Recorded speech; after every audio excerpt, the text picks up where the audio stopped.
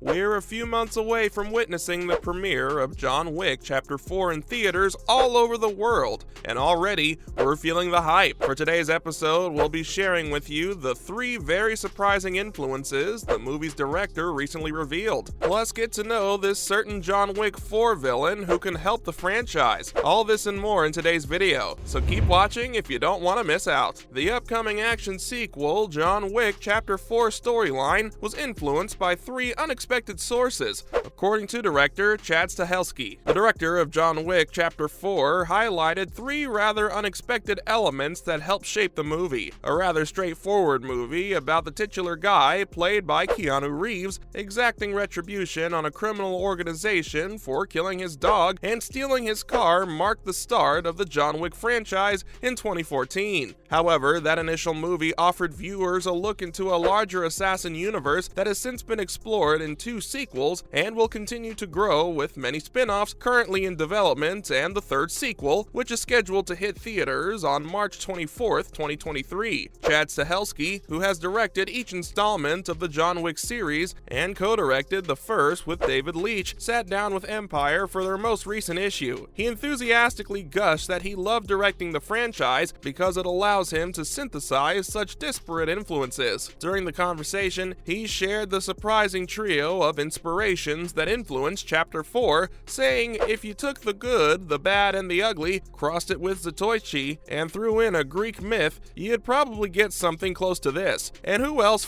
says those kinds of sentences? Now you know why I like doing John Wicks. So how exactly do these 3 factors influence John Wick Chapter 4? Stahelski's shared influences are undoubtedly unexpected for a contemporary action director. In the first, Clint Eastwood plays the man with no name, one of 3 bandits searching for buried Confederate gold in New Mexico during the Civil War. The Good, the Bad, and the Ugly is a 1966 spaghetti western. On the other hand, Zatoichi is an entirely distant artistic undertaking. The character, also referred to as the Blind Swordsman, was developed by Japanese author Kon Shimozawa in 1948 and later appeared in more than 20 films and 100 television programs. Zatoichi made use of the Japanese samurai tradition, which is a significant impact on contemporary action movies. Samurai Western hybrid works aren't exactly unheard of, especially when you consider that the subcategory also contains such films as the 2007 Sukiyaki Western Django and the 1977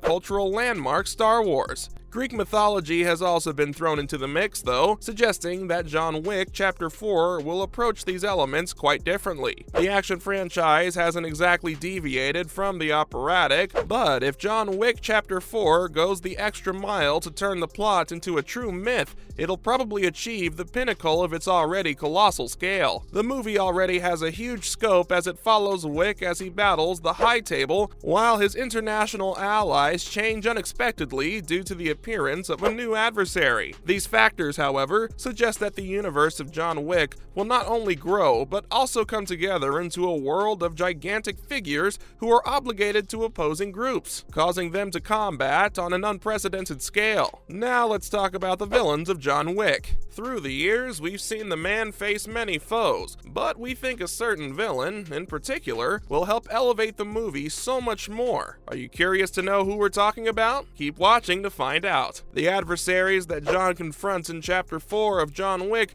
might significantly improve, and with John Wick 4 on the way, the spin-off film Ballerina in the works, and the Continental television series, the John Wick franchise is as popular as ever. Although the John Wick films have excelled as action movies, the franchise's villains could be strengthened by the series taking a fresh approach to them. While Keanu Reeves' anti-hero has faced off against many formidable foes, the gun fu and martial arts battles of the John Wick series have constantly been breathtaking. Having said that, the John Wick flicks' arch-villains are largely avoided taking direct action against John. By featuring the main antagonist who can hold their own against Baba Yaga, John Wick 4 can change that. In case you've noticed, most of John Wick's opponents as of late are purely assassins and henchmen. Michael Nickvish Viggo Tarasev from the first John Wick is the only large boss-style antagonist John has personally faced in the first 3 John Wick films. Given that John was clearly way over Viggo's level in terms of fighting prowess, the fight did not last very long. The assassins on his trail, or hired goons of the bad guy, have mostly been John Wick's opponents in previous clashes with various martial arts stars. The villain rules of the John Wick franchise were slightly altered in John Wick Chapter 3 Parabellum, which positioned the Shinobi assassins, led by Mark Dacascos, Zero, as John's main enemies. Even so, Asia Kate Dillon's character, the Adjudicator of the High Table, employed Zero and his assassins, while John's numerous direct opponents have regularly put his assassin skills to the test. The John Wick franchise would actually benefit from the main antagonist with abilities on par with John's own. Now hear us out on this one. We think introducing a main villain in the new John Wick movie could further develop its storyline. In the assassin society depicted in John Wick, several people occupy prominent positions, with the power players like the Elder and the High Table, something that the John Wick movies have not really delved in.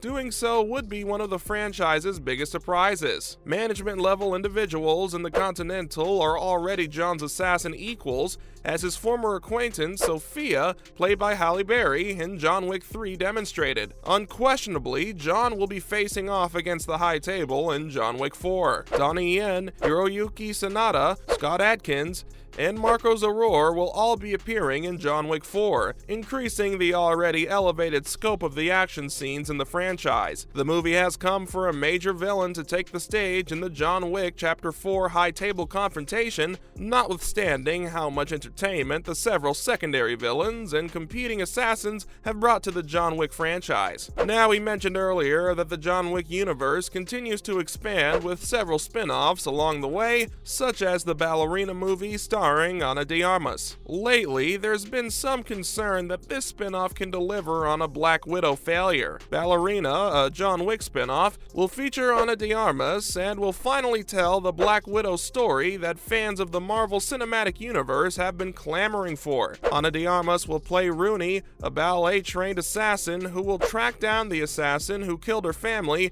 and was previously represented by Unity Phelan in John Wick Chapter 3. Viewers of the MCU may recognize Rooney's narrative from Ballerina because it was almost used for Scarlett Johansson's debut solo movie as Natasha Romanoff, aka Black Widow. Natasha relived her past as an assassin trained in the Red Room during a flashback scene in Avengers Age of Ultron where she took ballet classes. Fans pleaded for a separate Black Widow movie for years in response to this horrifying montage to learn more about Natasha's past. Although Black Widow fell short of expectations, Ballerina has the opportunity to give MCU audiences the Black Widow tale they've always wanted to see, just outside of the MCU. But why did the Black Widow movie not fulfill the fans' requests in the first place? Audiences were thrilled that Natasha Romanoff would finally receive the respect she deserved when the film Black Widow was finally announced to be in development, especially following the overwhelmingly positive response to the brief look at her backstory during Age of Ultron. Natasha was raised and trained in the Red Room, but Black Widow chose to tell the tale of Natasha returning to the present to overthrow the institution that had caused her such suffering. Fans may have desired a more straightforward plot following Avengers Endgame that told a touching and painful tale of Natasha's upbringing in the Red Room. Thus, this was a letdown for many. Compared to the MCU's Black Widow, there's a chance that Ballerina can tell a similar yet better story. While there are scenes in Black Widow that depict aspiring assassins practicing dance,